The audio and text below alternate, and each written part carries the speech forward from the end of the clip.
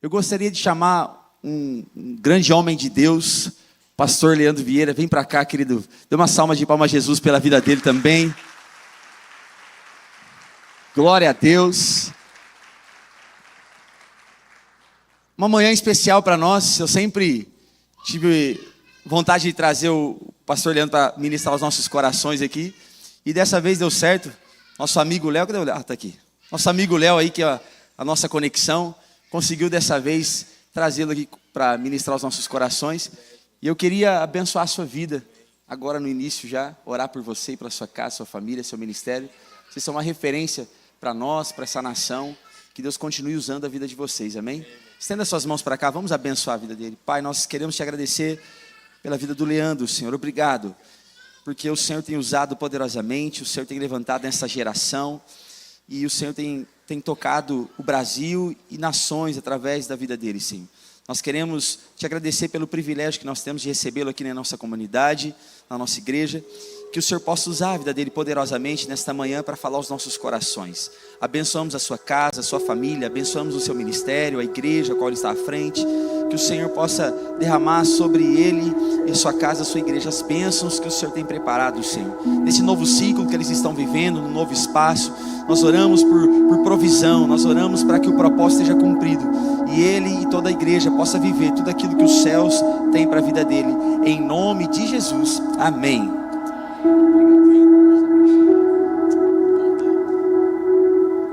Bom dia, queridos. Graça e paz. Gente, que alegria estarmos aqui. Privilégio reunirmos domingo após domingo, porque historicamente o domingo tem sido chamado de o dia do Senhor.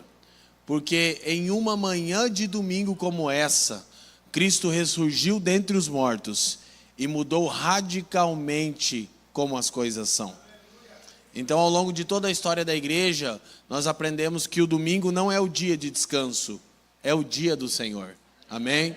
E nunca perca de vista o rico privilégio de estar reunido com o povo de Deus, como celebramos há pouco com o pastor Rafael, e de lembrar que esse é o dia em que nós relembramos ao mundo que Cristo foi levantado dentre os mortos, mudando para sempre a história do mundo. Amém? Gente, eu sou o Leandro Vieira, lá de Curitiba, no Paraná. Alguém conhece Curitiba aqui? Que bom. Casado com a Fran, estou quase completando 20 anos de casado. Pai do Benjamin, que tem 12 aninhos. Dono do João Calvino, que é meu cachorrinho, Spitz alemão. Sim, é a maneira mais fofa de defender minha teologia. E sou parte do presbitério local da Família dos que Creem, Curitiba, no Paraná. A igreja que plantamos. Também apoio e supervisiono uma rede de igrejas que se espalha pelo Brasil.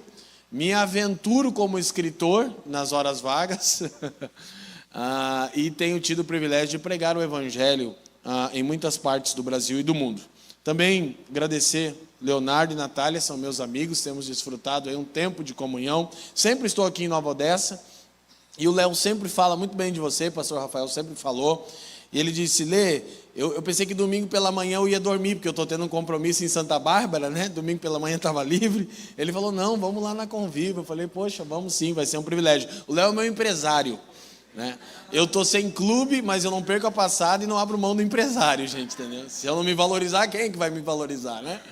Mas brincadeiras à parte, é uma alegria estar aqui e poder cooperar com vocês. Espero, pastor Rafael e os demais irmãos, que a nossa comunhão se estenda para além dessa manhã, né? Quando forem a Curitiba, saibam que vocês têm família lá. De fato, é nosso hábito hospedar aqueles que pertencem a Jesus. Então, indo à Europa brasileira, quer dizer, Curitiba, vocês são bem-vindos lá. Até o clima, Deus foi bom comigo, viu? Trouxe um climinha mais curitibano, para a gente ficar mais à vontade. Gente, eu quero compartilhar com vocês o Evangelho naturalmente, e quero fazer isso a partir do primeiro capítulo da carta de Paulo aos Efésios. Efésios capítulo 1, se você tem a sua Bíblia, nós vamos projetar, eu vou fazer uso da versão NVI. Se possível, abaixa um pouquinho o meu microfone, que eu já vou começar a gritar. Tá bom? Abaixa retorno, abaixa frente, aí vocês vão lembrar que é importante deixar mais baixo. Eu tenho por hábito, pastor Rafael, maravilhoso, muito bom.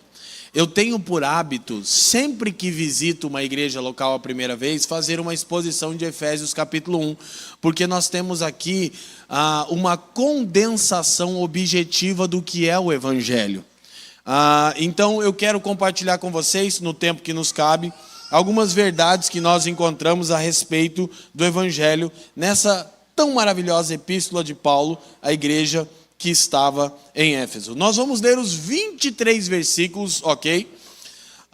E depois vamos trazer as considerações que são mais centrais aqui, porque naturalmente uma exposição de 23 versículos eu costumo fazer em 4 ou 5 cultos. Então eu vou tentar fazer em um de 40 minutos. Aleluia. Carta de Paulo aos Efésios, capítulo 1, versículo 1, quem encontrou, diga amém. Paulo, apóstolo de Cristo Jesus, pela vontade de Deus, aos santos e fiéis em Cristo Jesus que estão em Nova Odessa, a vocês graça e paz da parte de Deus, nosso Pai, e do Senhor Jesus Cristo. Bendito seja o Deus e Pai de nosso Senhor Jesus Cristo, que nos abençoou com todas as bênçãos espirituais nas regiões celestiais em Cristo. Porque Deus nos escolheu nele antes da criação do mundo para sermos santos e irrepreensíveis em sua presença. Em amor nos predestinou para sermos adotados como filhos por meio de Jesus Cristo, conforme o bom propósito da sua vontade, para o louvor da sua gloriosa graça, a qual nos deu gratuitamente no amado. Nele temos a redenção por meio do seu sangue, o perdão dos pecados, de acordo com as riquezas da graça de Deus, a qual ele derramou sobre nós com toda sabedoria e entendimento. Verso 9. E nos revelou o mistério da sua vontade, de acordo com o seu bom propósito, que ele estabeleceu em Cristo. Isto é, de fazer convergir em Cristo todas as coisas, celestiais ou terrenas, na dispensação da plenitude dos tempos. Nele fomos também escolhidos, tendo sido predestinados conforme o plano daquele que faz todas as coisas segundo o propósito da sua vontade. 12. A fim de que nós, os que primeiro esperamos em Cristo, sejamos para o louvor da sua glória. Quando vocês ouviram e creram na palavra da verdade, o evangelho que os salvou, vocês foram selados em Cristo com o Espírito Santo da promessa, que é a garantia da nossa herança, até a redenção daqueles que pertencem a Deus, para o louvor da sua glória. 15. Por essa razão, desde que ouvi falar da fé que vocês têm no Senhor Jesus e do amor que demonstram para com todos os santos, não deixo de dar graças por vocês, mencionando-os em minhas orações. Peço que o Deus de nosso Senhor Jesus Cristo, o glorioso Pai, lhes dê o espírito de sabedoria e de revelação no pleno conhecimento dele. Oro também para que os olhos do coração de vocês sejam iluminados, a fim de que vocês conheçam a esperança para a qual ele os chamou, as riquezas da gloriosa herança nos santos. 19. E a incomparável grandeza do seu poder para conosco, os que cremos, conforme a atuação da sua poderosa força. Este poder ele exerceu em Cristo, ressuscitando-o dentre os mortos e fazendo-o assentar à sua direita nas regiões celestiais, muito acima de todo governo, autoridade, poder e domínio, e de todo nome que se possa mencionar, não apenas nesta era, mas também na era que há de vir. Deus colocou todas as coisas debaixo dos seus pés e o designou cabeça de todas as coisas para a igreja, que é o seu corpo, a plenitude daquele que enche todas as coisas em toda e qualquer circunstância. Essa é a palavra de Deus para nós nessa manhã. Amém? Vocês oraram por mim, mas eu quero orar por vocês. Curva a sua cabeça. Pai, te damos graças uma vez mais. Erguemos o nome de Cristo Jesus acima de qualquer outro nome. Declaramos que Cristo é o Senhor soberano sobre os céus e a terra. E nós te pedimos nessa manhã que você nos presenteie com o espírito de sabedoria e de revelação, a fim de que os olhos do nosso entendimento sejam iluminados e possamos compreender a real esperança da nossa vocação. Pai, eu te peço que você faça cessar as muitas distrações e inquietações da nossa alma, a começar pela minha, a fim de que possamos absorver toda a instrução do seu Espírito mediante a sua palavra pregada. E que nada aqui se perca, Pai, mas tudo seja para a glória do teu nome, pelos interesses de Cristo, por meio do seu Espírito e para o bem de todo mundo. E nós oramos, e todos aqueles que creem digam amém. Glória a Deus. Meus irmãos, antes de passarmos diretamente à exposição do texto bíblico, deixa eu afirmar algo para vocês. Uma leitura de 23 versículos pode nos parecer extensa demais, mas ouça, muitas vezes, não apenas ocasionalmente, muitas vezes, tudo que Deus tem para compartilhar com você está tão somente na mera leitura pública da sua palavra. Não despreze a leitura das Escrituras no ajuntamento do povo de Deus. Amém? Então, Efésios capítulo 1, naturalmente, todos os irmãos que me conhecem, ou que já me ouviram 2 ou 3 vezes, sabem que eu tenho uma inclinação, uma quedinha por essa epístola. É de fato a minha queridinha do Novo Testamento. Eu tenho ensinado essa carta por 19 anos. E quanto mais eu ensino as verdades contidas nessa carta, mais eu aprendo a respeito de quem Deus é, o que é o mundo, quem eu sou, qual é o problema do mundo e qual é a solução do mundo. Então Paulo escreve aos santos que estavam em Éfeso, e ele vai tratar nessa carta amplamente do tema o eterno propósito de Deus, expressão que vai aparecer lá no capítulo 3, no versículo 11. Ele está compartilhando com a igreja de Éfeso a compreensão que ele recebeu de Cristo acerca do eterno propósito de Deus, ok? O capítulo 1, propriamente dito, que é o que vamos dar atenção, ele está estruturado em 3 sessões. A primeira sessão, verso 1 e 2, é a saudação apostólica e o endereçamento da carta. A segunda sessão, dos versos 3 ao 14, é um hino de louvor a Deus Pai, por causa daquilo que Paulo vai chamar aqui de bênçãos espirituais. Repitam comigo. A terceira sessão vai do verso 15 ao 23 e é uma oração de intercessão, a fim de que os santos tenham plena revelação de quem já são em Cristo Jesus e qual é a razão do seu chamamento. Ok? 3 sessões: saudação, endereçamento da carta, hino de louvor, oração intercessória. Então, quando nós olhamos para o texto, verso 1, Paulo diz: Paulo, apóstolo de Cristo Jesus, pela vontade de Deus. Vocês vão perceber que Paulo sempre afirma que o que ele é e sua vocação estão diretamente relacionadas à vontade de Deus. A palavra vontade vai aparecer pelo menos 4 vezes no texto original grego. E quando Paulo faz referência à vontade de Deus, meus irmãos, ele não está dizendo algo semelhante a quando nós lembramos de uma comida que apreciamos, ou de uma experiência que tivemos. Meses atrás eu estive na Itália com a minha esposa, e eu estou com um problema muito sério, porque a alma dela ficou lá, irmãos. Então agora ela fica assistindo o vídeo da Itália, Rafael, é só Itália, Itália. Ela diz que sente o cheiro da massa. Eu falo para ela, eu sou missionário, não milionário. Não dou conta, minha filha. Então assim, aí volta e meia ela diz assim para mim: ai, que vontade de voltar lá e ficar mais umas 3, 4 semanas em Roma. Não é isso que Paulo está dizendo a respeito da vontade de Deus, um mero desejo. A respeito de vontade, Deus não passa. O que quer dizer que o termo grego para vontade é aquilo que Deus determinou que seja feito. Então, Paulo tem a dizer várias coisas concernentes à vontade de Deus, inclusive seu apostolado. Não é que Deus desejou, Deus tensionou, é que Deus determinou na eternidade passada que as coisas sejam dessa forma. Então, quanto à vontade, Deus não passa. Amém? Mas a outra coisa muito importante para pensarmos sobre a vontade de Deus já já. Então, no verso 2 ele diz: aos santos e fiéis em Cristo Jesus que estão em Nova Odessa, em Curitiba, em Éfeso.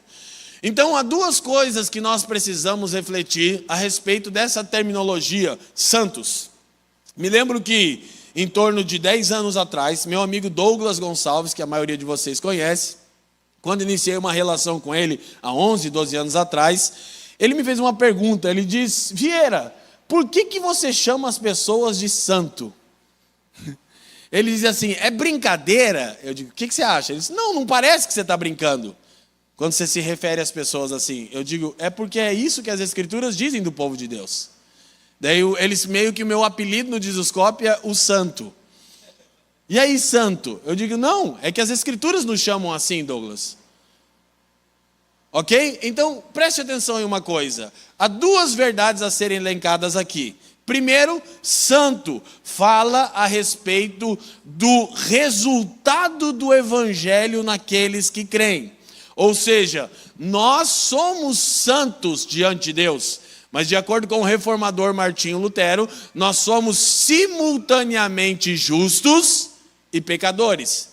Nós recebemos a justiça de Deus, mas ainda estamos em processo de santificação. Sim ou não? Quem aqui não peca mais, levante sua mão e nós vamos parar agora a pregação e você vai orar por nós. Se você fizer isso, eu vou dizer que você é um mentiroso à luz de 1 João capítulo 1, porque aquele que diz que não tem pecado se constitui mentiroso e faz de Deus mentiroso.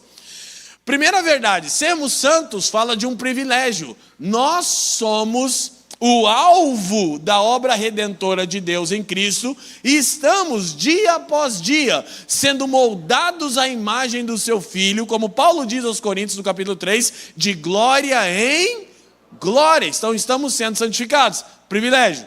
Mas sermos santos não é apenas um privilégio, é também uma responsabilidade. Diga comigo: privilégio, responsabilidade. Ou seja, privilégio é que nós somos o alvo da obra redentora de Deus e estamos sendo santificados pelo Espírito e moldados à imagem do seu Filho. Responsabilidade. No primeiro pacto, na primeira aliança, tudo aquilo que era santo, consagrado, era separado exclusivamente para o serviço de Deus. Quando nós olhamos à luz, por exemplo, da lei mosaica e percebemos os utensílios e todo o tabernáculo, eles eram chamados de santo. Ou seja, cada panela utilizada nas cerimônias eram panelas santas. O que isso quer dizer? Separado exclusivamente para o serviço de Deus. Daí o fato de os sacerdotes trazerem a insígnia santidade ao Senhor. Ou seja, separados exclusivamente para o seu serviço. Então, sermos santos não é apenas um rico privilégio, é uma exigente responsabilidade. Quer dizer que significa entender que nós somos separados exclusivamente para o serviço de Deus.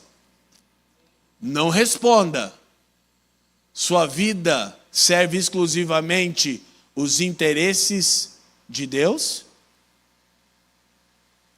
Então Paulo continua e diz a vocês: graça e paz. Repitam comigo. A saudação apostólica graça e paz, eu já fiquei feliz porque é o hábito que vocês têm. Já me saudaram com graça e paz e esse também é o nosso hábito. E não deveria ser trocada essa saudação. Essa é a saudação apostólica, porque ela é a maneira mais resumida de pregarmos ou também de reafirmarmos o evangelho uns aos outros. Quando nós olhamos para as escrituras, nós descobrimos que o homem em pecado, por intermédio da sua rebeldia, estabeleceu uma condição contínua de conflito e inimizade. Ok? O homem, quando pecou, entrou em conflito com Deus, com o próximo, consigo mesmo e com a criação. Recorde-se da narrativa de Gênesis 3, quando Deus chega na viração do dia no jardim, no verso 8 especialmente, e diz: porventura comeste tu do fruto que eu ordenei que não comesse? O que o homem respondeu, meus irmãos? A mulher que você me deu. Ele transferiu a responsabilidade para o próximo e para Deus. E tem sido assim para todos aqueles que têm a natureza adâmica. Surpreendidos no pecado, pessoas que não são regeneradas sempre culpam o próximo e, quando não possível, o Criador. Isso demonstra que o homem, por intermédio do seu pecado, da queda, estabeleceu o conflito com Deus e com o próximo. Mas o texto continua e diz que ele teve vergonha de si mesmo, da sua nudez. Ou seja, ele entrou em conflito com a sua psique, com a sua alma. Quem me entende? Qual é a patologia do século? Ansiedade, depressão. Qual é o fundamento da ansiedade e da depressão? Conflito consigo mesmo. Então o homem teve vergonha de si mesmo e tentou providenciar salvação para si mesmo, cobrindo a sua nudez. Agora, isso demonstra que o homem então não apenas está em conflito com Deus e com o próximo, está em conflito consigo mesmo. Então nós vamos perceber algumas verdades que Paulo vai dizer a respeito da igreja, a respeito dos que creem. Essas não são verdades para você que não crê em Cristo como Senhor e não está no seu corpo. Não são verdades para você. Verdades para você são: você é um pecador destituído da glória de Deus e pode nessa manhã se arrepender, abandonar a sua vida fútil, se prostrar aos pés de Jesus e passar a pertencer à família de Deus. Agora, Paulo tem algo a dizer para aqueles que estão em Cristo, que já chegamos lá. Então, o homem entrou em conflito consigo mesmo. E isso é evidente porque nós somos a geração selfie. Eu vou elencar várias verdades aqui que vocês vão dizer amém, amém, amém. Mas eu vou começar a perguntar: se amém, por que você se comporta como alguém que não entendeu isso ainda? Por que você dá amém para algo que não é encarnado em você ainda?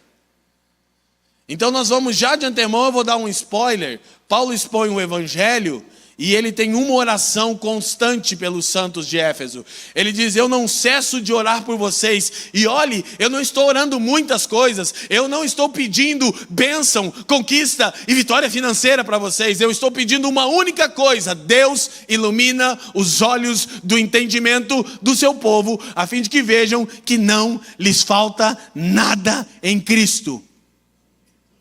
Viu? Disse amém e vive ansioso com o dia de amanhã.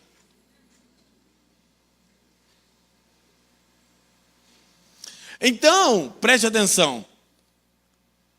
Conflito com Deus, com o próximo, consigo mesmo e com a criação. Ok? Ouça isso. A terra passou a produzir espinhos e abrolhos por causa da maldição de Deus. Lembra-se do texto? Maldita é a terra por tua causa. Mas, meus irmãos, o homem era um lavrador. E ainda não haviam sido produzidas as ferramentas de trabalho que elas são produzidas pela descendência de Caim. Como o homem vai lidar com a terra, com suas próprias mãos, se agora ela produziu espinhos? O que o texto de Gênesis quer demonstrar? Que o pecado estabeleceu uma condição perene de inimizade. O homem entrou em conflito com Deus, com o próximo, consigo mesmo e com toda a criação. Um parêntese, já voltamos. Parêntese daquele grande que eu não deveria fazer. Quando Paulo escreve aos Romanos no capítulo 8, Paulo fala que a criação geme como em dores de parto, aguardando a vinda gloriosa do Filho de Deus e a manifestação do povo de Deus. Amém? Ok? E Paulo usa o termo dores de parto, como Jesus também usa no sermão profético em Mateus capítulo 24. E essa terminologia é usada para falar dos eventos concernentes à consumação deste século, a vinda gloriosa de Cristo ao fim dos tempos. E Paulo diz que a criação toda geme como em dores de parto, porque ela está sujeita ao cativeiro da escravidão, não por vontade própria, mas por causa daquele que a sujeitou. Gente, quem sujeitou a criação ao cativeiro? Quem? O homem.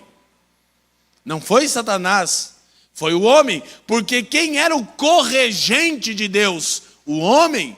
O homem tem como mandato cultural cultivar e guardar. Gênesis 2,15. O parênteses vai ficar maior. Ok? Depois Caim estabelece uma mentalidade dos caídos. Ao invés de cultivar e guardar, Caim vai explorar e usurpar a criação e as relações. A evidência de alguém não regenerado é que ao invés de cultivar e guardar a criação e as relações, ele explora e usurpa a criação e as relações. Só entra em relacionamento se puder explorar e usurpar. Por isso que os casamentos se dissolvem. Porque quando eu não tenho mais como explorar e usurpar o meu cônjuge, a fila anda. Mentalidade de Caim, fecha o parênteses dentro do parênteses. Volta para Romanos. Capítulo 8, a criação geme como em dores de parto, aguardando a manifestação gloriosa do Filho de Deus. Ouça isso. Paulo está demonstrando o que Gênesis está demonstrando, conflito com toda a criação. Por quê? Porque ele usa a metáfora de dores de parto, assim como Cristo. Porque uma mulher, quando entra em trabalho de parto, eu sempre menciono isso, minha esposa teve o bem de parto, eu dizia normal. Aí ela me repreende e diz assim, nunca mais diga parto normal, diga parto natural, que de normal não tem nada. Não foi você que pariu a criança. Cadê as mamães aqui que tiveram parto natural? Levanta a mão. Aí hoje já está diminuindo aí, você viu?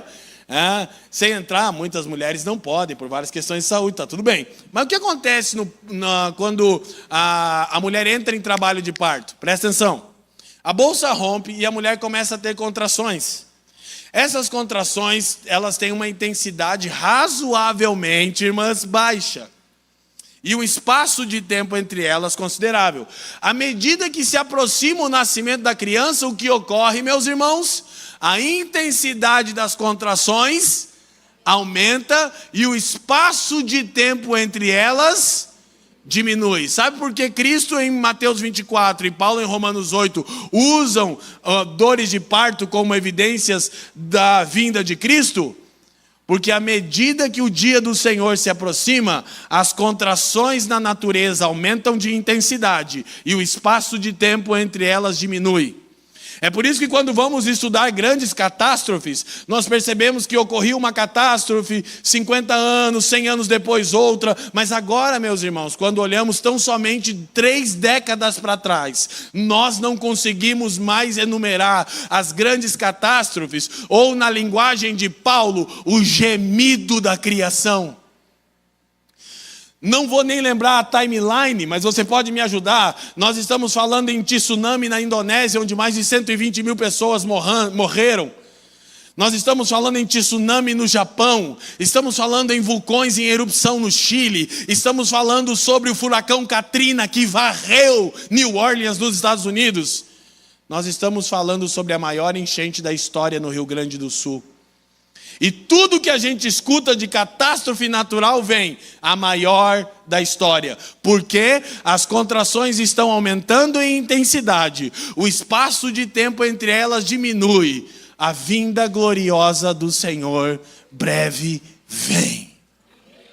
Só que ouça, isso é uma evidência do pecado. Então tudo isso só para dizer que graça e paz é a saudação mais adequada para darmos uns aos outros numa manhã de domingo como essa. Por quê? Porque o pecado estabeleceu conflito com Deus, com o próximo, consigo mesmo e com a criação. Mas o primeiro fruto do evangelho em alguém que reconhece a imundícia da sua condição, se prostra aos pés do Cordeiro de Deus e clama por redenção, e é então a partir disso salvo e se torna habitação do Espírito de Deus, é paz com Deus, paz com o próximo, paz consigo mesmo, paz com toda a criação. Então, quando nós saudamos a maneira apostólica, se a gente inverter, nós estamos dizendo paz por causa da graça de Jesus. Ou seja, meu irmão, você não é mais um oponente.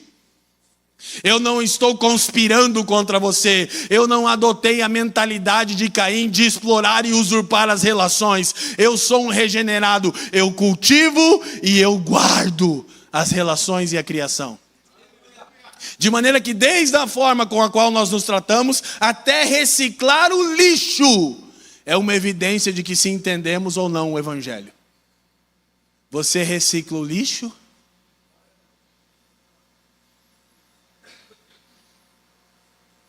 Eu encho a boca para dizer que Curitiba é modelo.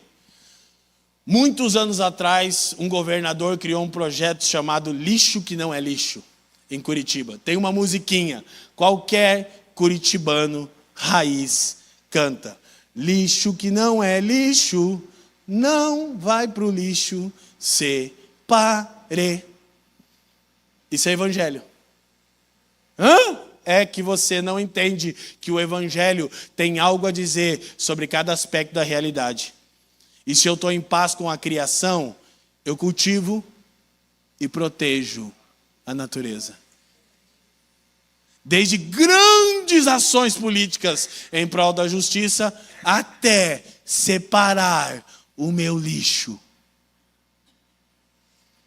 Porque sabe qual é o problema? O evangelho não alcançou integralmente os evangélicos. Por isso, nós somos, historicamente, o maior número de evangélicos no Brasil. E nunca esse país foi tão corrupto, caótico e desigual.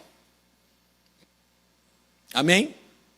Terminado a primeira sessão, a introdução de Paulo, vou começar a pregar. Aleluia?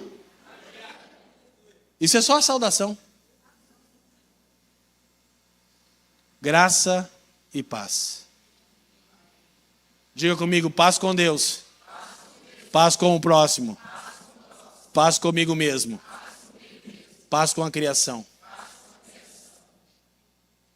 Nós não vivemos mais debaixo de inimizade, irmãos. Nós que estamos em Cristo. Ok? Então, Paulo termina essa saudação e endereçamento da carta, e ele passa dos versos 3 ao 14 a um hino de louvor. O texto e a forma da escrita nos dá a entender que Paulo não programou o hino de louvor, embora era seu hábito, sempre que saudasse a igreja, direcionasse a carta, louvar a Deus.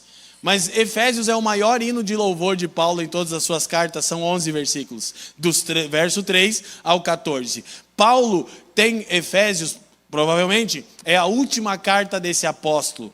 Ele está preso em Roma, mas está explodindo em júbilo e louvor por causa daquilo que Deus já realizou em Cristo, para a sua glória e para o bem do seu povo. Um homem preso, abandonado, está com os lábios cheios de louvor. E você vive reclamando porque quer casa melhor, salário melhor, smartphone melhor, marido melhor, mulher melhor, filho melhor, amigo melhor, igreja melhor, e não entende que a única coisa que tem que ser melhor. Aleluia. Então Paulo vai louvar pelas bênçãos espirituais, e naturalmente a gente não vai ter tempo de aprofundar nisso, eu vou passar de maneira mais objetiva, mas quero que você olhe para as escrituras. Não sei se nós projetamos o texto enquanto eu lia, não? Se pudermos voltar ao versículo 3, te agradeço. Vou caminhar até onde der, pastor Rafael, depois se eu não terminar, e daí você me chama para terminar, tá bom? Olha só. Bendito seja o Deus e Pai de nosso Senhor Jesus Cristo. É um hino de louvor, bendito seja.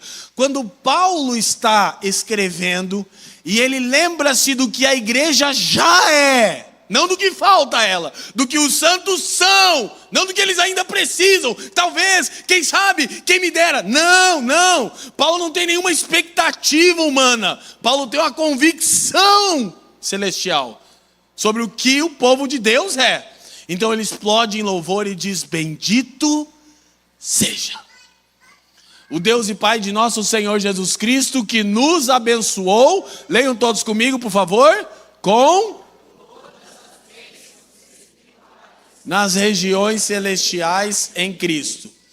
O que são bênçãos espirituais? Ouça, porque eu vou repetir isso algumas vezes para nossa pedagogia. Bênçãos espirituais são todos os recursos que Deus o Pai nos deu graciosamente em Cristo, o Filho, a fim de que pelo Espírito nos tornemos e cumpramos o que originalmente fomos criados para ser e fazer. Eu vou repetir, mas eu quero que você perceba o que na academia é chamado de trindade econômica. Quem já ouviu o termo, levanta a mão. Ok, ninguém. Trindade econômica é o termo que se dá para a atuação de cada pessoa da Trindade na obra da redenção. Você vai perceber que esse é um hino trinitário. Assunto para outra ocasião. Mas a doutrina da Trindade é a mais importante do cristianismo e é também a mais desprezada. Outra ocasião a gente fala disso. Mas Paulo está louvando especificamente a pessoa e a atuação do Pai na redenção, a pessoa e a atuação do Filho na redenção, a pessoa e a atuação do Espírito na redenção. Isso é trindade econômica, como cada pessoa da Trindade atua na obra da redenção. Então repete comigo, bênçãos espirituais são todos os recursos que Deus o Pai nos deu graciosamente em Cristo, o Filho, a fim de que pelo Espírito nos tornemos e cumpramos o que originalmente fomos criados para ser e fazer. Não faltou nada. E aí você, de antemão, eu repito porque eu quero enfatizar, spoiler da mensagem. Aí você entende porque Paulo não ora pedindo mais coisa alguma pela igreja. Ele pede entendimento iluminado. Você que está em Cristo, se é que está em Cristo, não tem falta de nada, mas talvez tenha falta de entendimento. E a parte do evangelho que funciona na sua vida é a parte que você entende.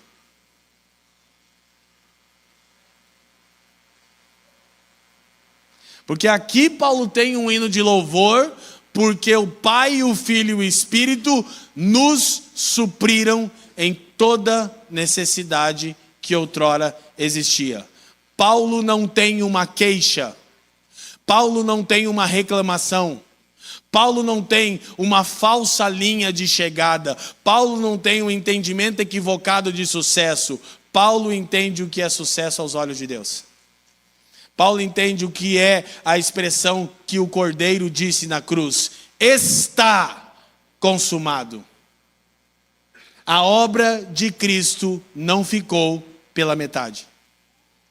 Mas muitas vezes, pela sua negligência, e por não se debruçar na palavra de Deus, você não entende.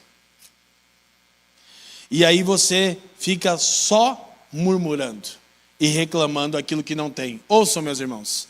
Deus responde murmuração, gente? Sim ou não? Sim.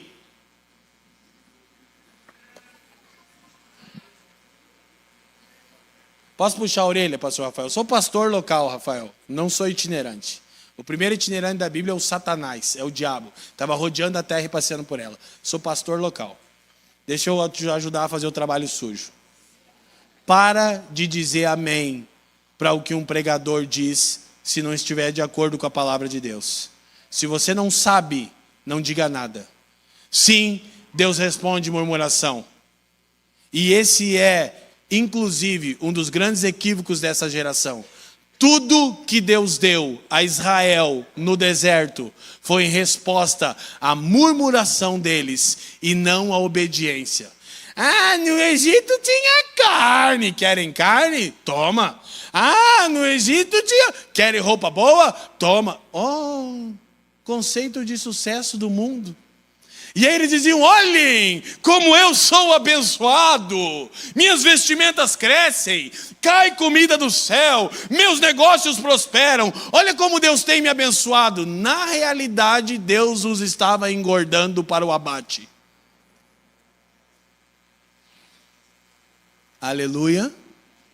Então o sinal de sucesso não é bênção material, é bênção. E a correta apreciação das coisas terrenas só é possível a partir da correta apreciação das coisas espirituais.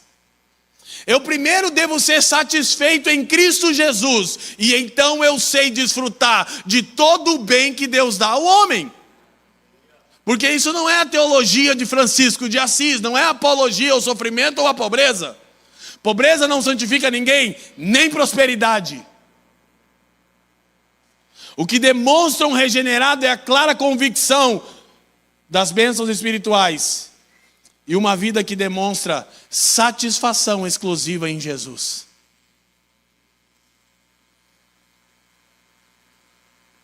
Deixa eu te contar uma coisa que eu não precisava. Eu tenho pregado o Evangelho de Jesus há 23 anos no Brasil e no mundo. Eu moro de aluguel, no mesmo bairro de periferia onde eu nasci, em Curitiba. Tenho um carro 2020 financiado. Sou um case de sucesso? Depende. Entendeu? Eu não estou dizendo que eu sou mais santo porque moro de aluguel e tenho um carro financiado. Não, eu queria ter uma casa própria e um carro pago. Não. Eu estou dizendo que eu não fiz mercado do Evangelho. E eu não procuro satisfação em nada que seja transitório. E se em algum momento você pensou em ter dó de mim, é eu que tenho dó de você. Por quê? Porque eu tenho a coisa mais valiosa, que é clareza do Evangelho. E eu sou um cara que tenho a 7ª série do colegial, ex-usuário de crack e órfão de pai. E tenho pregado o glorioso Evangelho de Jesus no mundo todo. Sem medo da cara dos homens.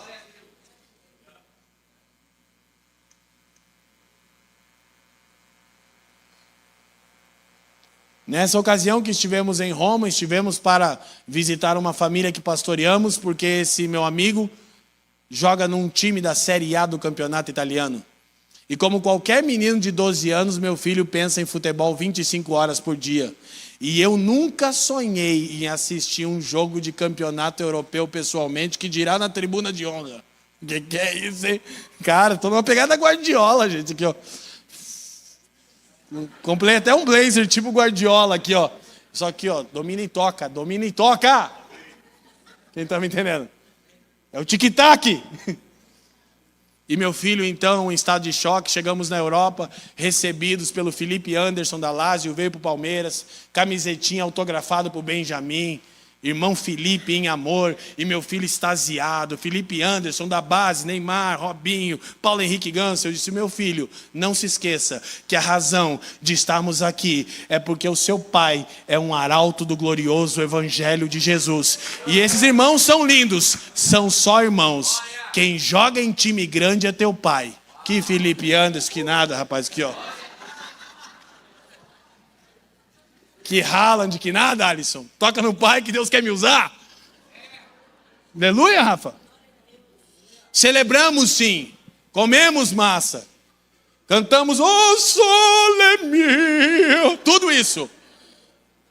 Nunca perco de vista o porquê que eu piso na Europa, na América do Norte. E eu não prego lá diferente do que prego aqui para 10, 5 ou 3 pessoas. E qualquer pessoa que me conhece sabe disso. Ainda essa semana um irmão que me conhece há 18 anos dizia: eu me lembro como se fosse hoje do Vieira pregando o propósito eterno para 7 pessoas. Por 3 horas e meia. Como se fosse 10 mil pessoas. Sabe por quê? Eu sou satisfeito com o Evangelho de Jesus. E sabe qual é o seu problema? é que eu sou ex-drogado, tenho a 7ª série, criado na periferia, sou órfão e torço para o Paraná Clube, que está sem campeonato nacional. E Jesus dá sentido para a minha vida. Você não tem desculpa. É que você é frio, insatisfeito, preguiçoso e negligente. Mas hoje você pode se arrepender. Amém? Aleluia. Então, de novo, vamos avançar. Bênçãos espirituais, escuta, são todos os recursos que Deus o Pai nos deu graciosamente em Cristo o Filho, a fim de que pelo Espírito nos tornemos e cumpramos o que fomos criados para ser e fazer. Ouça, ser sempre vem antes de fazer. Os evangélicos estão preocupados em fazer um monte de coisa e eles vivem como que se Deus estivesse perdendo a guerra. Ai meu Deus, vamos ungir os portais da cidade de Nova Odessa. Ai, o diabo está vindo. Ai, os comunistas estão vindo. Querido, Deus tem o controle absoluto da história.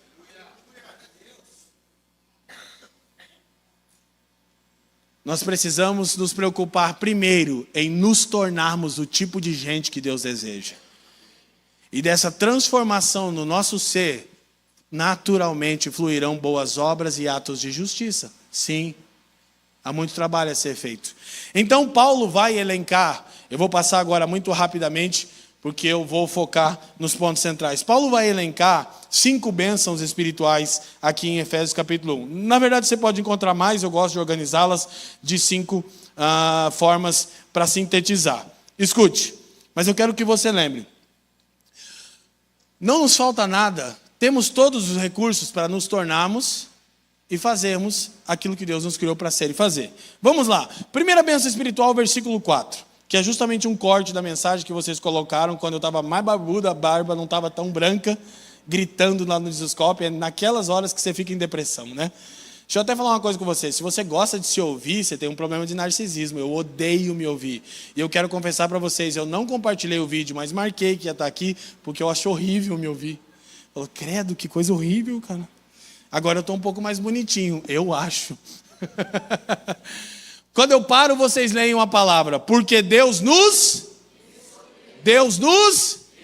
Primeira bênção espiritual, eleição. A primeira verdade e a mais chocante do Evangelho é que não foi você que aceitou Jesus. Ele mesmo disse em 15:15 do Evangelho de João: não foram vós que me escolhestes, mas eu escolhi a vós. E vos designei para que vades e deis fruto, vosso fruto permaneça e o meu Pai seja glorificado. Ouça.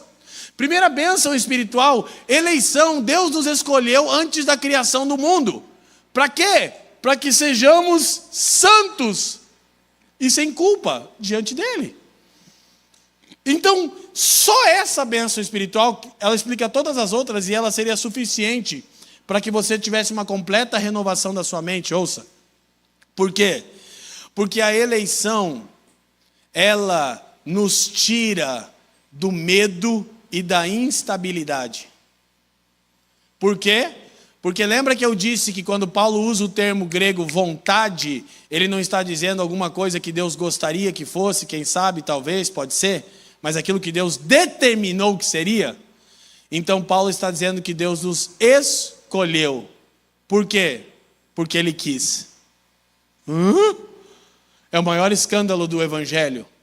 É justamente a frase que vocês colocaram na chamada desse culto que eu mencionei de Charles Spurgeon.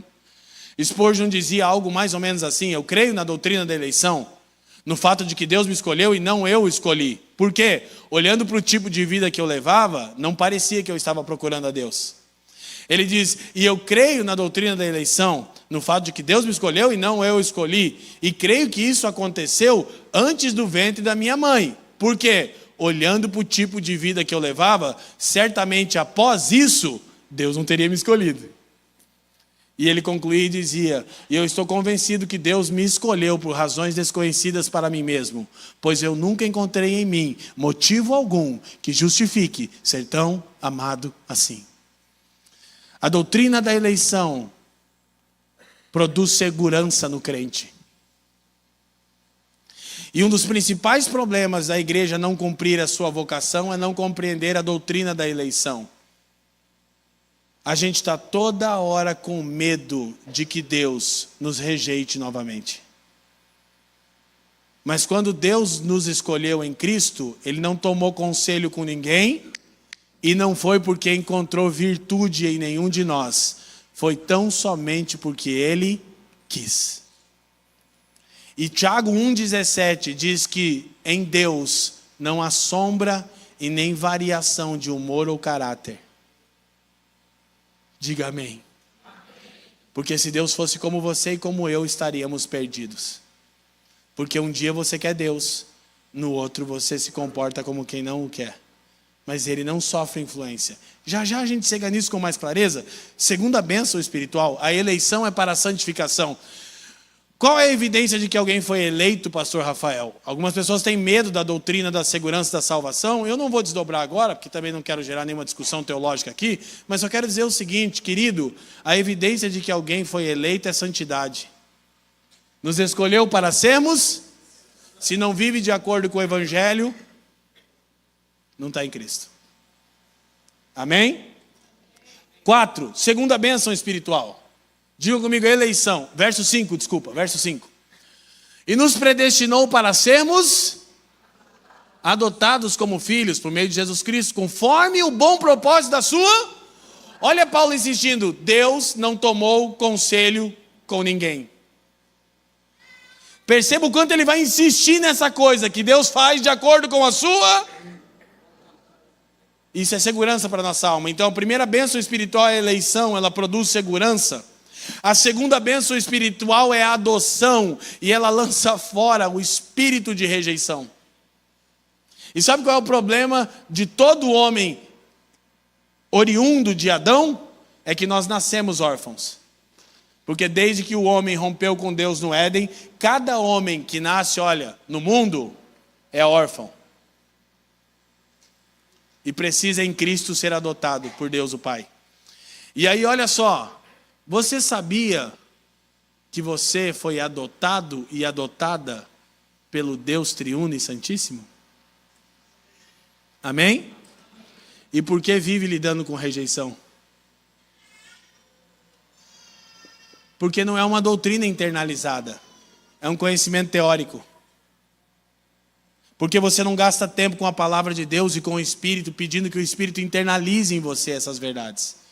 Você só diz amém, mas sai amanhã e vai desenvolver sua vida toda tentando ser aceito porque se sente rejeitado. E aí negociando princípios, valores, porque você não quer ser rejeitado.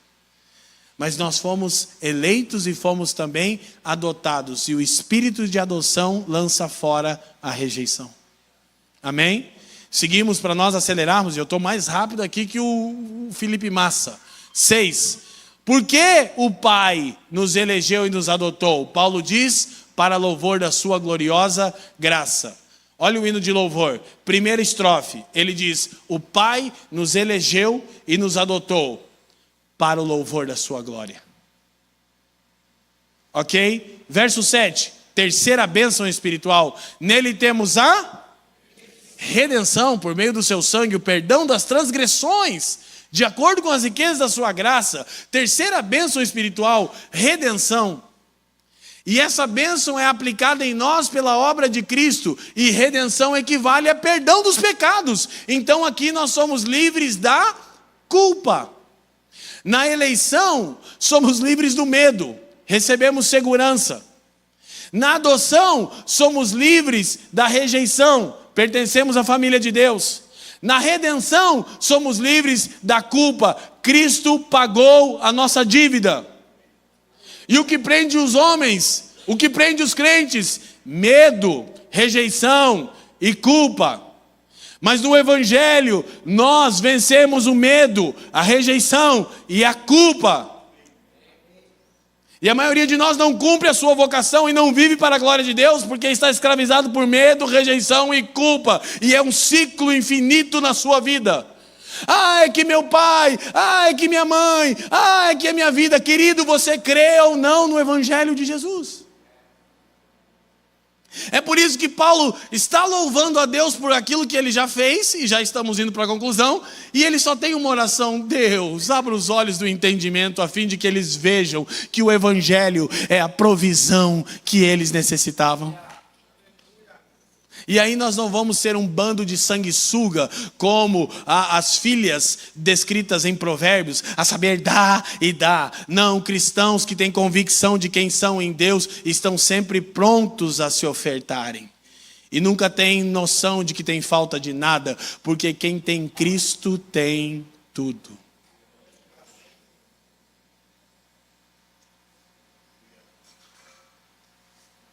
Há 2 anos e 8 meses eu enterrei o meu irmão mais velho, pastor Rafael, vítima do crack. 38 internamentos. Eu tenho visto milhares de jovens serem salvos no mundo pela pregação do Evangelho mediante os meus lábios, especialmente da drogadição. Eu queria ter visto um rosto do meu irmão. E no dia que meu irmão faleceu, estava 9 dias no IML de Balneário Camboriú como indigente. Mas eu tenho uma mãe que conhece a Deus. Eu sou criado por uma viúva cozinheira que tem muito para ensinar de evangelho para o Brasil. Evangelho, eu disse. Não bobagem religiosa. Experimentada no sofrimento.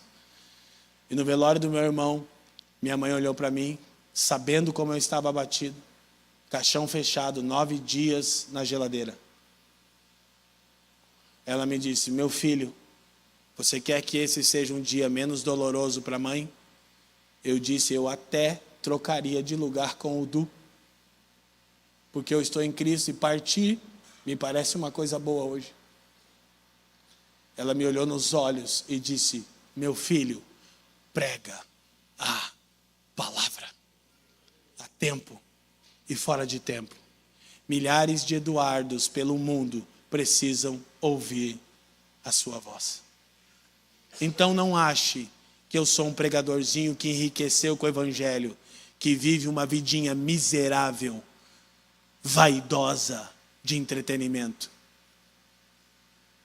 Eu sou alguém que encontrei alegria em Jesus. E ponto final. E se Deus pode usar um cara como eu, Ele pode usar qualquer pessoa que se renda a Ele nessa manhã. Deus nos elegeu e adotou para o louvor da sua glória. Cristo nos redimiu, e olha o verso 9. A gente já vai pular agora para ganhar tempo. Olha só, verso 9. E nos fez conhecer, leiam comigo, conviva.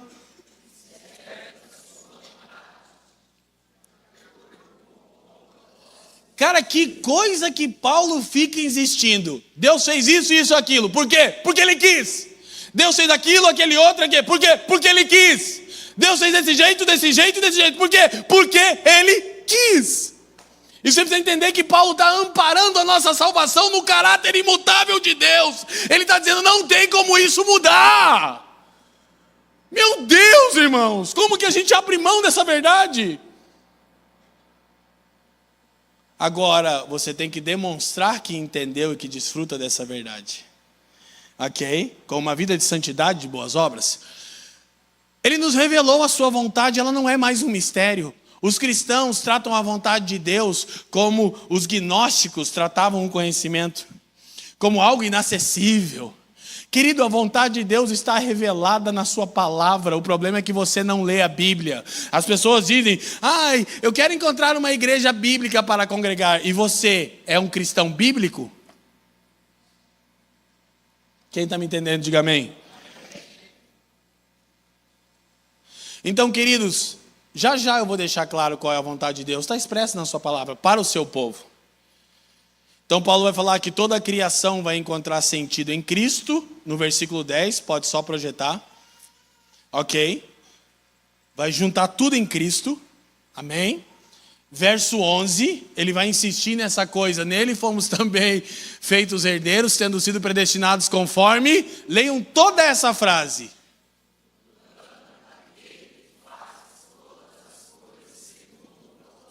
Ô, Paulo, já entendemos, Paulo. Eu não tenho certeza se você entendeu. Que eu estou afirmando que a segurança que a igreja tem no caráter imutável do Deus que não muda e não toma conselho com ninguém. Agora escuta, eu vou te dar, querido, uma chave de sabedoria, embora eu não gostei desse termo, parece muito coach. Deus me livre dessa maldição. Eu não sei... Foi a única coisa que eu pensei agora, pegou mal. Mas é uma chave de sabedoria, mas sei lá. Olha só, sabe a razão pela qual nós estamos concluindo? Ouça, a maioria de nós está frustrado porque nós não entendemos uma coisa sobre o caráter de Deus, além de que é imutável. Presta atenção, Deus faz tudo de acordo com o propósito. O plano daquele que faz todas as coisas segundo o propósito da sua vontade. Paulo tem outra coisa para dizer sobre a vontade de Deus. E não é apenas que Deus não passa vontade. É que Deus é absoluto em vontade. Ouça bem com atenção. Ouça, meu irmão, isso aqui é libertador para a sua vida. Criar expectativas em um Deus absoluto em vontade é frustração certa. Vou dizer de novo. Criar expectativas em um Deus que é absoluto em vontade é frustração certa. Porque a maioria dos crentes ficam frustrados porque eles criaram falsas linhas de chegadas que não têm relação com a vontade de Deus. E elas se ofendem com Deus. Se ofendem com o Evangelho. Porque criaram falsas linhas de chegadas dos falsos mestres coaches que eles ficam ouvindo na internet. Ouça, vou dizer de novo. Criar expectativas em um Deus que é absoluto em vontade é frustração certa. Sabe qual deveria ser o papel de cada cristão? Se sujeitar à vontade de Deus. Porque quando se trata de vontade, Deus não passa. Então, qual é a grande questão dessa manhã? Conhecer essa vontade. E aí eu vou resumir numa frase, para encerrarmos e orar. Agora escute. Não perca a sua atenção. Que caminhamos até aqui para essa conclusão objetiva, óbvia, mas transformadora. Sabe qual é a vontade de Deus para todo o seu povo que foi eleito, adotado, redimido e Cristo revelou a sua vontade? Agora, olha o verso 12. Olha só. A fim de que nós, os que primeiro esperamos em Cristo, sejamos... Uau! Paulo diz, Deus o Pai nos elegeu e nos adotou. Verso 6, para o louvor da sua glória. Paulo diz, Cristo, o Filho, nos redimiu e revela a vontade do Pai. Verso 12, para quê? Para o louvor da sua glória. Aí vem a quinta bênção espiritual, que é a maneira com a qual a vontade de Deus vai ser consumada em nós, e a razão é a mesma, para o louvor da sua glória. Vamos ler o texto agora, o texto 13 e 14. Olha só, quem me dá 5 minutos para encerrar só? 5 minutos, pode ser, pastor? Levanta a mão aí, 5 minutos. 5, 10, 15, 20. Povo crente. Quando vocês ouviram a palavra da verdade, o evangelho da sua salvação e... Você crê no evangelho da salvação de Deus? Olha que lindo. Foram, leiam tudo. Uau, selados em Cristo com o Espírito Santo da promessa. 14. Que é a... Vai que você não entendeu, vai que você acha que a sua salvação depende do seu desempenho, vai que você acha que só um pouquinho depende de você. Paulo disse 4, 5 vezes, é a vontade de Deus, é a vontade de Deus. Deus não sofre variações do seu caráter. E ele disse, se você não entendeu, o Espírito é a garantia. Que o quê? Que somos propriedade dele. Mas o que significa uma vida que entende? Então a quinta bênção espiritual é o Espírito Santo prometido. Olha só, até a redenção daqueles que pertencem a... para o louvor da sua glória. 1:6, 1:12, 1:14. Paulo diz que o sucesso na vida de um cristão é viver integralmente para o louvor da sua glória. Não esqueci da vontade, já aplico, olha para mim. Então você não deveria escolher a profissão pela que paga mais. Mas através de qual profissão eu posso glorificar a Deus mais plenamente? Sabe qual é o problema? Criamos falsas linhas de chegada. O Catecismo de Westminster diz: qual é o fim principal do homem? E responde: o fim principal do homem é glorificar a Deus e desfrutá-lo para sempre. Sabe qual é o problema? Você não mede sucesso como Deus mede. Porque eu moro de aluguel, na periferia, tenho um carro financiado. Não sou um case de sucesso para uma geração materialista.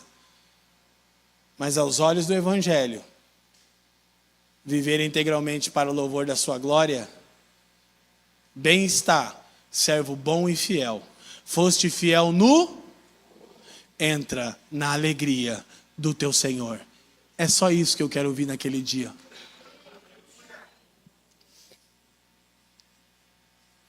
Mas isso não satisfaz mais essa geração superficial de pseudos evangélicos. Queremos bênção, conquista, vitória financeira, o bezerro de ouro dos crentes da atualidade. Alta performance. Querido, o problema do evangelho coaching é que ele é o melhoramento da natureza adâmica em nós.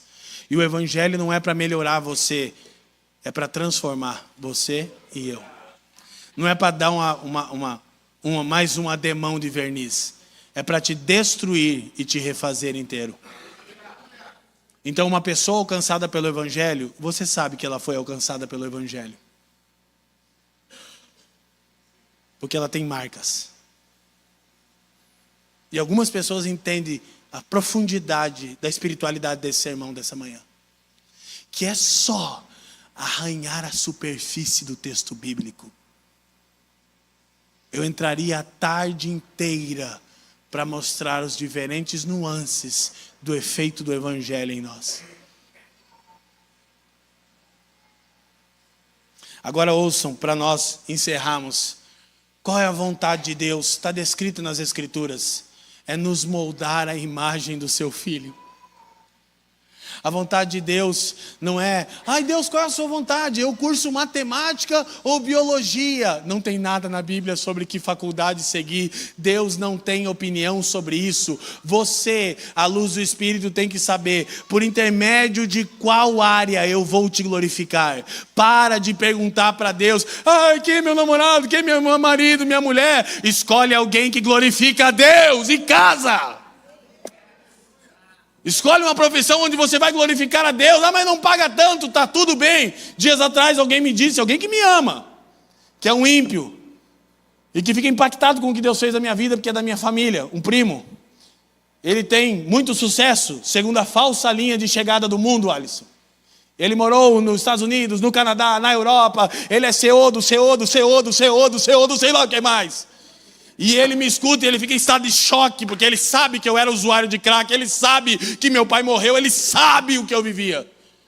E ele diz: meu primo, Deus te deu uma capacidade de oratória absurda. Um dia um coach me diz: cara, você prega um sermão desse por semana? Porque eu tenho 8 palestras que eu dou há 10 anos, são as mesmas. Você constrói um sermão desse por semana? Eu disse: 4. Você entende o que eu tenho? Entendo. E esse meu primo me disse assim: cara, você tem certeza que você vai fazer pro resto da tua vida isso? Eu disse: me diga, qual trabalho, o resultado eu levarei para a eternidade, meu primo, que eu largo o que eu estou fazendo e vou fazer o que você sugerir. Porque é importante sou eu. 2 coisas e encerramos. Eu já disse encerramos 4 vezes, vai ter mais umas 2. Escuta.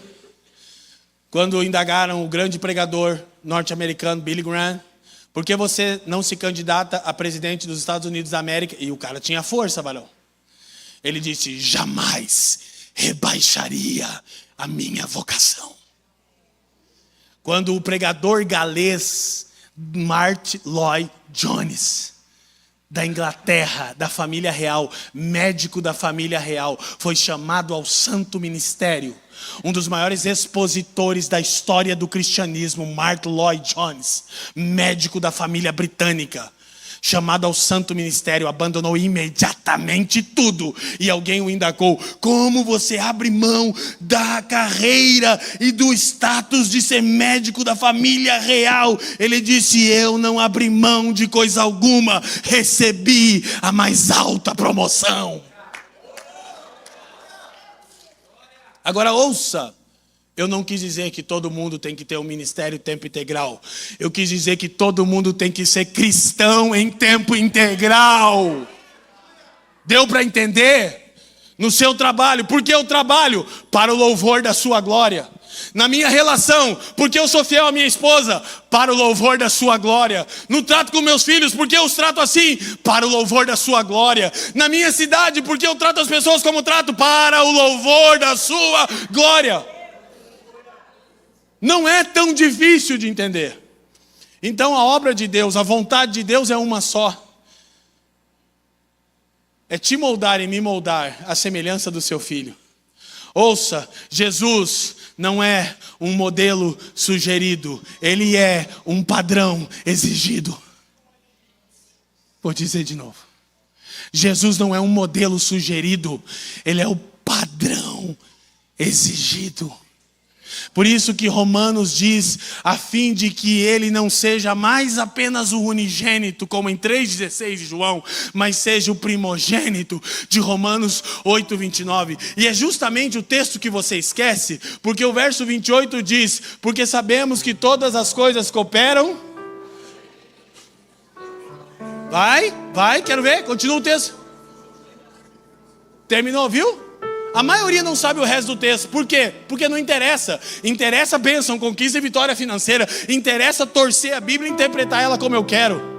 Paulo diz: todas as coisas cooperam para o bem daqueles que amam a Deus. Todas as coisas estão descritas no texto: nudez, perseguição, fome, morte, espada, peste. Ele diz: tudo coopera para que Cristo seja formado em nós.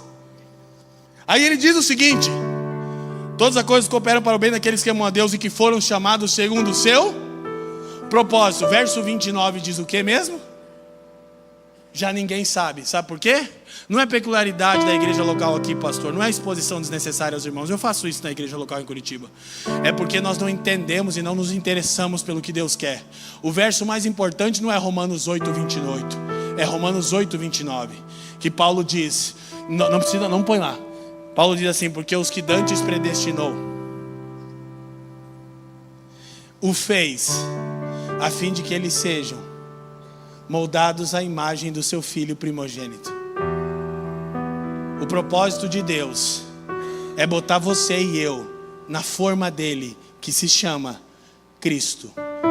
E ouça, se até Cristo, o profeta Isaías diz algo escandaloso.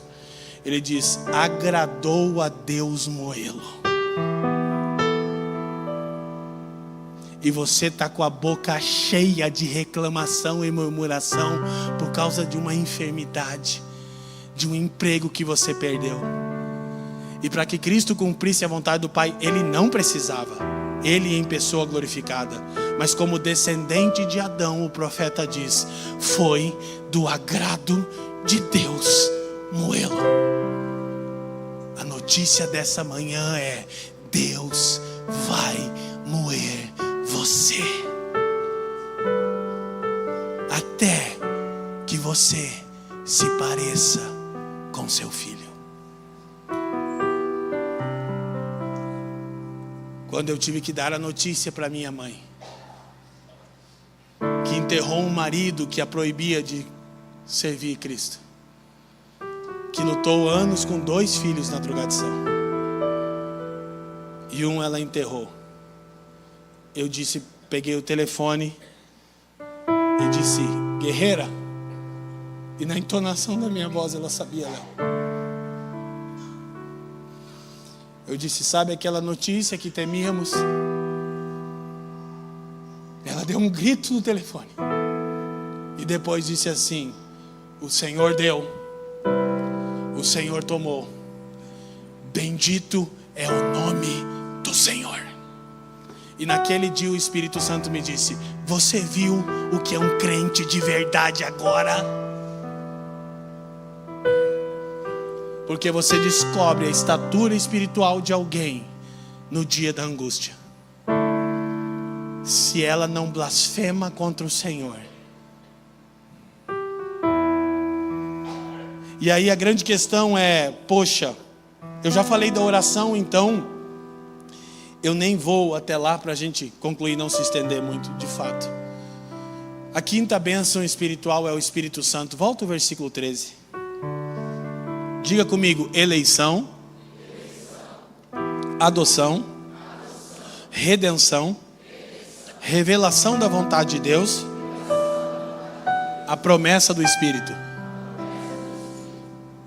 Então a vontade revelada é que Deus deseja ter um povo moldado à imagem do seu Filho. Aí eu e você, se formos sinceros, e deveríamos ser, nos olhamos no espelho dia após dia e somos levados à convicção de que ainda falta muito para que sejamos a expressão genuína de Jesus. Sim ou não? Mas a garantia que seremos... Cara, o Evangelho é uma coisa gloriosa. A garantia que seremos não é que você é bom, não é que eu vou ser bom, que eu vou estudar bastante teologia e vou encaixar bem uns textos e que eu vou... Embora isso é parte. Eu tenho a 7ª série, mas eu discuto com um doutor de qualquer área, que a maioria de vocês que tem diploma não consegue discutir comigo. A virtude não está nisso. Sabe por que eu me empenho? É porque eu sou um pregador do Evangelho. Eu estou lidando com a eternidade, Bruna, né? Das pessoas, Bruna. Sabe por que eu não terminei ainda, Bruna? Porque eu não estou convencido de que eu fechei o raciocínio. E eu não estou preocupado em ser gostosinho para ninguém. Eu estou preocupado em o sangue de ninguém aqui no dia do juízo cair sobre mim. Então cada vez que alguém me chama, Rafa, eu esqueci de te falar isso, no púlpito eu não tenho amigos e nem parentes. Eu tenho um Senhor a quem eu vou dar conta. Desci daqui, eu sou brother, parceria total, esquece. Esse Leandro só está aqui em cima. Aqui em cima eu estou lidando com a eternidade das pessoas. Quem está me entendendo? Então ouçam, presta atenção. O Espírito é a garantia que nós seremos semelhantes a Jesus. Por quê? Porque a obra do Espírito é regeneração do nosso coração e santificação da nossa natureza. Não é o nosso desempenho, é a nossa fé e dependência do Espírito de Deus.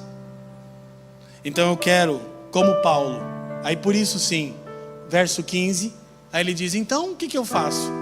Olha, eu ouvi da fé que vocês têm, do amor que vocês têm por Jesus. Eles eram crentes, olha só. Olha que bênção, convivam, irmãos que amam o Senhor, que estão se amando mutuamente. Glória a Deus. Olha o que Paulo diz, 16. Então eu não cesso de orar por vocês. E eu tenho mencionado sempre vocês nas minhas orações. E graças a Deus Paulo escrevia o que orava. Porque Paulo é um apóstolo que tem compreensão do propósito de Deus. Se Paulo ora sempre a mesma coisa, olha, eu preciso dar uma atenção para isso. E a oração de Paulo é uma só. Vai lá, verso 17, 18 e terminamos. Eu peço que o Deus de nosso Senhor Jesus Cristo, Pai glorioso, dê a vocês espírito de sabedoria e de... por meio do pleno conhecimento. Primeira coisa que eu peço, que vocês conheçam plenamente quem Deus é. Primeira obstinação da vida de um regenerado: não bênção, não conquista, não vitória financeira, não ministério grande, não livro, não CD, não música que viraliza. Não! Conhecer plenamente a Deus.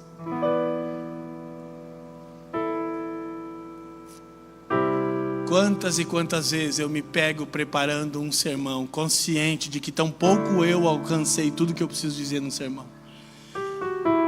Eu me prostro e digo: Pai, eu preciso te conhecer com mais clareza hoje.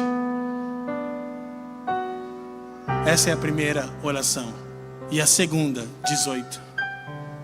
Oro também para que os olhos do coração de vocês sejam, a fim de que vocês conheçam a razão do chamado de vocês e qual a riqueza envolvida nisso. Paulo não tem uma oração, ele não pede, Deus, cura aquela pessoa ali de enfermidade. Ele tá tudo bem, desde que Adão pecou. Não é que não podemos orar, podemos sim, tá? Mas quando Paulo está orando por toda a igreja, ele não está orando pelo irmão que perdeu o emprego ou pelo irmão que está enfermo. Porque o problema não é a escassez financeira ou enfermidade física. O problema era o pecado enraizado no coração do homem. Paulo está orando para que você, mesmo na escassez financeira, ou na enfermidade física, ou na traição, viva integralmente para o louvor da glória de Deus. E eu termino lembrando vocês que quando a gente ceia e parte o pão, Paulo começa com a seguinte expressão em 1 Coríntios 11, 23. Porque o Senhor Jesus, quem lembra? Fala comigo a próxima expressão. Na noite em que foi traído. Paulo vai dizer o seguinte: cristãos reagem assim. Cara, eu sempre digo à nossa igreja local, nós ceamos todo domingo, Rafa. Então eu sempre digo que o pão é oriundo do trigo que foi moído. O fruto da vide é oriundo de uvas que foram. Quando nós participamos do corpo e do sangue de Jesus, nós estamos dizendo, nós aceitamos ser moídos e pisados com você. E ainda que traídos, nós vamos repartir o pão e dar graças. Evangelho. Curva a sua cabeça.